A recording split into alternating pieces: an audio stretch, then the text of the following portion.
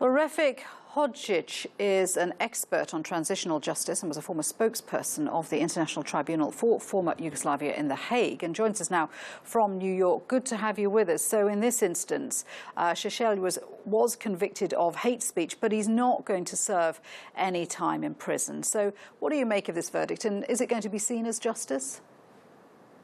Well, it's an elegant way by the ICTY judges to get out of what is possibly one of the most difficult cases that they have faced at the tribunal, which I think got derailed once they caved in to Seselj's so-called hunger strike, in which he forced the judges not to appoint him a defense lawyer in order to save the proceedings, so to say. It's very important to note that much of this time that Seselj spent in detention has to do with his proven record of witness intimidation, witness tampering, which has severely affected this trial. So today we have seen at least some of those findings in the original judgment reversed, while the judges gave him a sentence which means that they don't have to go through the ordeal of getting Seselj back to ICTY's custody in order for him to serve any additional time. Yeah, it's interesting you mentioned the problems with the first trial, because that was deemed to have a lot of issues.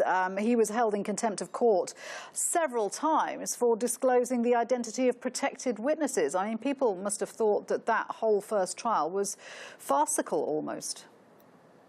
I would say it was. The decision by the original trial chamber was to impose Seselj a defense counsel in order to safeguard the integrity of the process. But when he went on the hunger strike, I was witness to those events. The leading people in the chambers of the tribunal were so afraid of him doing harm to himself in the aftermath of Slobodan Milosevic dying in the custody of the tribunal that they caved in to all of his demands, which literally derailed the case and resulted in situations like we have seen regarding witness intimidation.